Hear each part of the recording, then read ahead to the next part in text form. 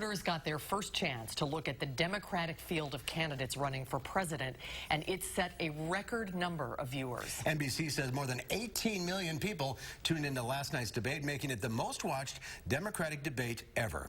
UW-Madison political science professor David Canon joins us now to talk about what we saw this week. Thanks for being with us Hi, David. Today. Good to see you. Good to be with you. And there was no other way to do this. You had 2 nights with that many candidates. That's right. Does it dilute anything, do you think? Well, one thing that was good about the format the Democrats did, they didn't do the adult table and the kiddie table the way the Republicans did 4 years ago. So I think it did help to have some of the major candidates on Wednesday night and some on Thursdays. A little more backloaded Thursday night. There are a few of the, more of the top contenders, but they tried to make that more even between the two. So I think that generated more interest than if you would have had like all the headliners in one and then sort of the backup team in the second one. So I think the structure of it was good. Let's talk about last night first before we talk about the first round. What were your impressions? It was a little bit more contentious than the first 10. It was. So 2 things I think that stood out for me. One is more focus on Trump. That a lot of the candidates were, when they talked about immigration, when they talked about climate change, they were putting attention on Trump's failed policies according to them, and here's what I'm going to do instead. And there wasn't as much of that on Wednesday night.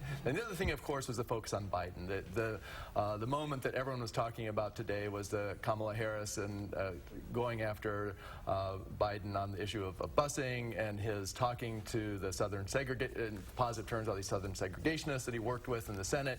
And Harris talked to us about very personal terms. Like in 2nd grade, I was on the school bus that helped desegregate She tweeted a picture of herself. Yeah, she sure did, yeah. So they were all over that. It was premeditated, It was premeditated, but she did a really nice job, I think, of not only on that issue, but in general. I think she probably was the strongest of the candidates in terms of talking passionately about the issues that she cares about, and she's widely seen, I think, as the winner of last night. How about Wednesday night? Who won that? Well, overall, you'd have to say Warren probably, just because, she's clearly was the front runner coming in, seemed to be the most engaged on the issues. Castro's the other one that I think probably exceeded expectations. Not that many people know that much about him, and so he, I think, had some good points as well. And then the other one, I think, from last night was Mayor Pete Buttigieg from South Bend, Indiana. I think he also spoke very passionately about the issues that he cared about, and I think for many viewers, probably was the first time they really had a chance to hear much from him.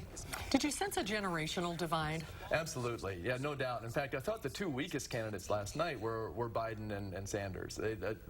Biden on several moments was really almost at a loss for words, like just was having a hard time making his argument. Then other times he was like almost yelling, like trying to appear to be passionate when he really wasn't addressing questions very directly. So I thought it was a very weak night for Biden, and Sanders too seemed to be a bit off his game. And so you could tell like it was the younger candidates, that next generation seemed to be certainly talking more about climate change and the issues that the younger millennials care about. And I think there was that generational divide you could see just in terms of how the performance went last night.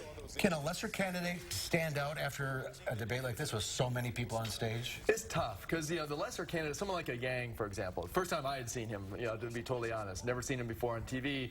He got a lot of buzz from Silicon Valley.